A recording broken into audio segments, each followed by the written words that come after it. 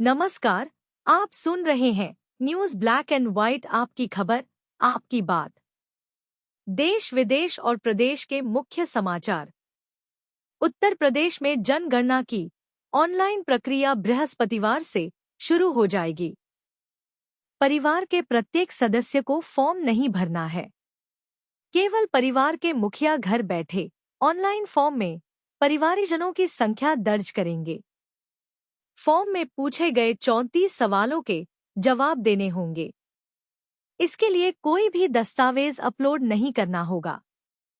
मुख्य जनगणना अधिकारी के अनुसार स्वगणना की प्रक्रिया 7 से 21 मई तक चलेगी। परिवार के मुखिया को se.census.gov.in पोर्टल पर जाकर मोबाइल नंबर से लॉगिन करना होगा। उसके बाद 34 सवालों के जवाब भरने होंगे। ये सवाल मकान और परिवार से जुड़े हैं। इस प्रक्रिया को पूरा करने पर 11 अंकों की एक आईडी मिल जाएगी। जब 22 मई के बाद जनगणना कर्मी घर पहुंचेंगे तो उन्हें यह आईडी देनी होगी। जनगणना कर्मी भरी गई जानकारी का सत्यापन करने के बाद उसे ओके कर देंगे।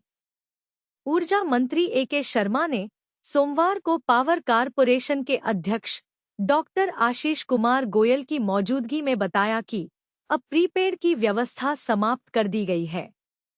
उत्तर प्रदेश शासन ने प्रीपेड मीटर उपभोक्ताओं को बड़ी राहत दी है। अब प्रीपेड स्मार्ट मीटर पुनः पोस्टपेड की तरह काम करेंगे।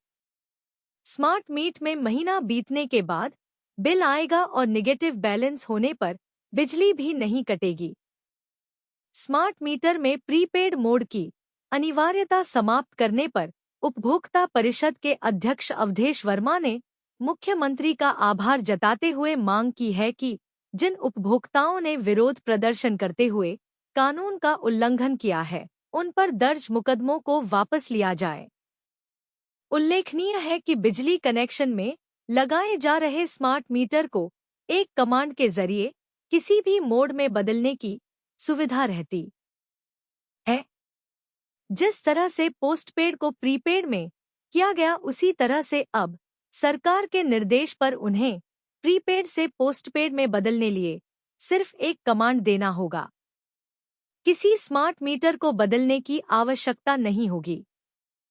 पिछले वर्ष से अब तक प्रीपेड मोड में किए गए 83 लाख से अधिक कनेक्शन भी दोबारा पोस्टपेड मोड में किए जाएंगे।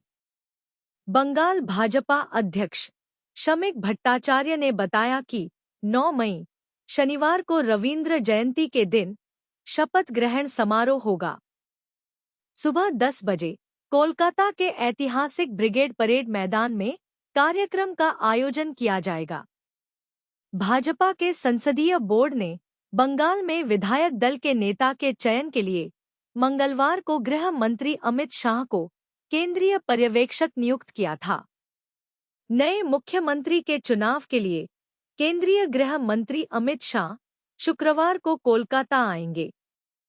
शाह की मौजूदगी में विधायक दल की बैठक होगी, जिसमें नेता का चुनाव किया जाएगा। पश्चिम बंगाल में चुनाव के बाद शांति व्यवस्था बनाए रखने के लिए पुलिस और सुरक्षा बल की टीम पूरी सक्रियता के साथ तैनात है। राजधानी कोलकाता पुलिस कमिश्नर अजय कुमार नंद ने बुधवार को प्रेस वार्ता में कहा है कि लोग किसी भी तरह की अफवाहों पर ध्यान न दें और शांति बनाए रखें। पुलिस हर स्थिति पर नजर रख रही है और जहां भी गड़बड़ी की कोशिश होगी, वहां तुरंत कार्रवाई की जाएगी। न्यू टाउन इलाके में जो घटना सामने आई है, उस पर कार्रवाई शुरू कर दी गई है। कमिश्नर ने कहा कि यह मामला 2 गुटों के आपसी टकराव का है। इस दौरान कई जगहों से हथियार भी बरामद किए गए हैं। पुलिस का मानना है कि कुछ लोग जानबूझकर माहौल खराब करने की कोशिश कर रहे हैं, लेकिन ऐसे लोगों के खिलाफ सख्त कदम उठाए जाएंगे। नागरिकों की सुरक्षा उनकी पहली प्राथमिकता है। अब तक कुल 80 लोगों को अलग अलग जगहों से गिरफ्तार किया जा चुका है। पुलिस लगातार कार्रवाई कर रही है ताकि शहर में कानून व्यवस्था बनी रहे।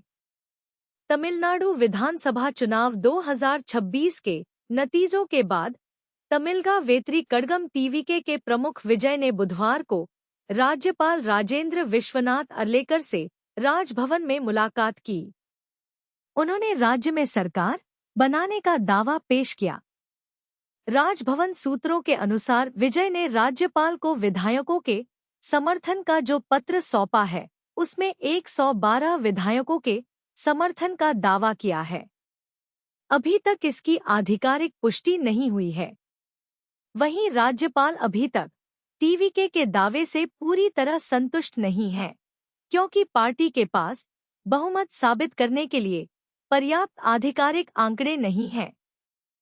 एआईएडीएमके उप समन्वयक केपी मुनुसामी ने स्पष्ट बयान देते हुए कहा है कि पार्टी किसी भी परिस्थिति में टीवीके का समर्थन नहीं करेगी। टीवीके को समर्थन से इनकार किया है। इसी बीच 16वीं तमिलनाडु विधानसभा को 5 मई 2026 से भंग करने का निर्णय लिया गया। विजय की तमिलगा वेत्री कड़गम टीवीके 234 सीटों वाली विधानसभा में 108 सीटें जीतकर सबसे बड़ी पार्टी के रूप में उभरी है, लेकिन वह 118 सीटों के बहुमत के आंकड़े से 11 सीटें पीछे है। विकल्प के तौर पर विजय की टीवीके विधानसभा में बहुमत साबित करते वक्त फ्लोर टेस्ट के दौरान विपक्षी दलों के कुछ विधायक अनुपस्थित हो जाते हैं तो बहुमत का आंकड़ा कम हो जाएगा। उदाहरण के लिए, अगर 21 विधायक वोटिंग से दूर रहते हैं तो बहुमत का आंकड़ा गिरकर 106 हो जाएगा, जिसे टीवीके अकेले ही साबित कर लेगी और सरकार बनाने का दावा मजबूती के साथ पेश कर सकती है। उत्तर प्रदेश में इलाहाबाद हाईकोर्ट ने सोशल मीडिया पर देश के प्रधानमंत्री और राष्ट्रीय स्वयंसेवक संघ के खिलाफ कथित रूप से आपत्तिजनक और राष्ट्र विरोधी पोस्ट साझा करने के मामले में आरोपियों को राहत देने से इनकार कर दिया है। सोनभद्र निवासी ने फेसबुक पर एक पाकिस्तानी यूट्यूबर की पोस्ट साझा की, जिसमें प्रधानमंत्री और आरएसएस के खिलाफ अपमानजनक टिप्पणियां थीं। शिकायत के आधार पर पुलिस ने जांच की और पर्याप्त साक्ष्य मिलने के बाद कोर्ट में चार्जशीट दाखिल की। इसके बाद ट्रायल कोर्ट ने संज्ञान लेते हुए आरोपियों को समन जारी किया। आरोपियों ने इसे हाई कोर्ट में चुनौती दी। हाई कोर्ट ने पक्षों को सुनने के बाद कहा कि सोशल मीडिया अभिव्यक्ति का एक सशक्त माध्यम है, लेकिन इसका उपयोग जिम्मेदारी के साथ होना चाहिए। अभिव्यक्ति की स्वतंत्रता का मतलब यह नहीं है कि कोई व्यक्ति सामाजिक मर्यादा या कानून की सीमाओं को लांघे। कोर्ट ने स्पष्ट किया कि ऐसी पोस्ट जो समाज में वैमनस्य या अशांति फैलाने की संभावना रखती हैं, उन्हें संरक्षण नहीं दिया जा सकता। इस मामले में कोई कानूनी त्रुटि न पाते हुए थाने में दर्ज आपराधिक मामले की कार्यवाही और चार्जशीट को चुनौती देने वाली याचिका को खारिज कर दिया। उत्तर प्रदेश के जनपद मुजफ्फरनगर में 9 मई को होने वाली राष्ट्रीय लोक अदालत के लिए जागरूकता रैली निकाली गई। जनपद न्यायाधीश और जिला विधिक सेवा प्राधिकरण के अध्यक्ष बीरेंद्र कुमार सिंह ने रैली को हरी झंडी दिखाकर रवाना किया। यह लोक अदालत उत्तर प्रदेश राज्य विधिक सेवा प्राधिकरण के निर्देश पर आयोजित हो रही है। इसका उद्देश्य विभिन्न लंबित वादों का त्वरित निस्तारण करना है। लोक अदालत दीवानी न्यायालय परिसर मुजफ्फरनगर सहित बुढ़ाना, जानसठ, खतौली में लगेगी। इसमें आपराधिक, बैंक रिकवरी, मोटर दुर्घटना प्रतिकर, टेलीफोन, बिजली, पानी के बिल, वैवाहिक, भूमि अधिग्रहण, राजस्व और सिविल जैसे विभिन्न वादों का निस्तारण होगा। इस अवसर पर एडीजे रवि कुमार दिवाकर, प्राधिकरण सचिव सतेंद्र कुमार चौधरी और विष्णु चंद्र वैश्य उपस्थित रहे। एमडीए की ओर से प्रधानमंत्री शहरी आवास योजना के तहत भोपा रोड बाईपास क्रॉसिंग से एक नाले का निर्माण प्रारंभ कराया गया था। इसके लिए 53 लाख रुपए का बजट तय किया गया था। निर्माण के दौरान मानक अनुसार कार्य न करने और अनियमितता बरतने की शिकायत एमडीए से की गई थी। एमडीए सचिव कुंवर बहादुर सिंह ने बताया कि जांच में शिकायत सही पाई गई। नाला निर्माण में अनियमितता पाए जाने पर संबंधित ठेकेदार को काली सूची में डाल दिया गया। खतौली के दयालपुरम कॉलोनी में सड़क निर्माण के लिए 25 लाख रुपए का बजट स्वीकृत किया गया था। ठेकेदार द्वारा निर्माण में अनियमितता बरतने पर विभाग की ओर से कराई गई जांच में निर्माण में मानकों का उल्लंघन पाया गया। इस पर ठेकेदार से सभी निर्माण कार्य मानकों के अनुसार कराने के साथ ही 1 लाख रुपए का जुर्माना लगाया गया। जिला अस्पताल में सफाई कर्मचारियों ने वेतन न मिलने के विरोध में हड़ताल शुरू कर दी है। कर्मचारियों का आरोप है कि उन्हें पिछले 3 महीनों से वेतन नहीं मिला है। वार्ड से लेकर गेट तक गंदगी रही, जिससे अस्पताल की व्यवस्थाएं प्रभावित हुई हैं। वहलना गांव में बुधवार सुबह क्रांति सेना महिला मोर्चा की एक महत्वपूर्ण बैठक आयोजित की गई, जिसमें बड़ी संख्या में महिला कार्यकर्ताओं की मौजूदगी ने संगठन की सक्रियता और विस्तार को स्पष्ट रूप से दर्शाया। क्रांति सेना ने ऐलान किया कि महिला सुरक्षा के लिए हर जिले में महिला कमांडो यूनिट के गठन की तैयारी तेज कर दी है और राजनीतिक में महिलाओं की भागीदारी 50% कराने की पुरजोर मांग की। मीरापुर क्षेत्र स्थित मुझेड़ा टोल प्लाजा पर भारतीय किसान यूनियन तोमर 9 मई को एक पंचायत का आयोजन करेगा। यह पंचायत टोल प्लाजा कर्मियों द्वारा किसानों के साथ कथित अभद्रता और शोषण के विरोध में बुलाई गई है। भारतीय किसान यूनियन भाकियू की एक महत्वपूर्ण सभा मुजफ्फरनगर के सदर ब्लॉक के गांव धंधेड़ा में आयोजित की गई।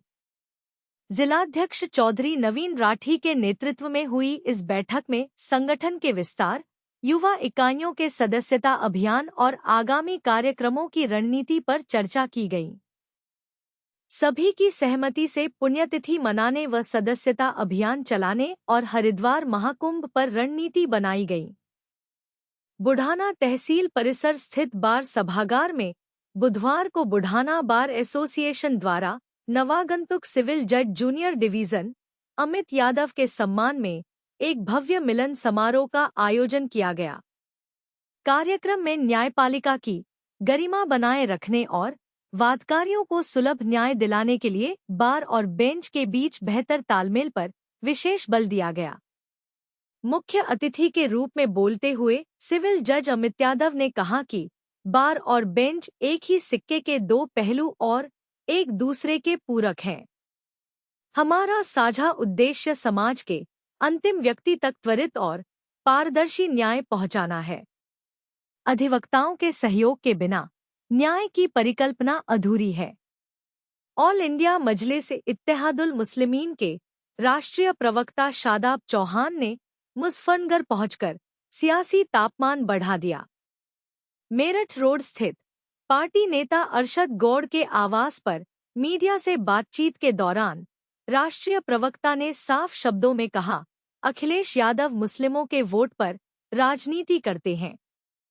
मुजफ्फरनगर में शादाब चौहान बोले, बस बहुत हुआ, वोट हमारा, राज तुम्हारा अब नहीं चलेगा। अब वोट भी हमारा होगा और नेता भी हमारा ही होगा। 2027 विधानसभा चुनाव को लेकर एमीन ने बड़ा दावा करते हुए कहा कि पार्टी पहले चरण में 200 सीटों पर चुनाव लड़ने की तैयारी कर चुकी है और संगठनात्मक स्तर पर 70% काम पूरा हो चुका है। चौहान ने साफ किया कि उनकी राजनीति किसान, व्यापारी और अल्पसंख्यक मुद्दों के इर्द गिर्द होगी। चौहान ने साफ कर दिया कि एमीम अब सिर्फ बयानबाजी नहीं, बल्कि जमीन पर राजनीतिक ताकत बनने की तैयारी में है। न्यूज़ ब्लैक एंड व्हाइट के साथ समय देने के लिए धन्यवाद। जय हिंद।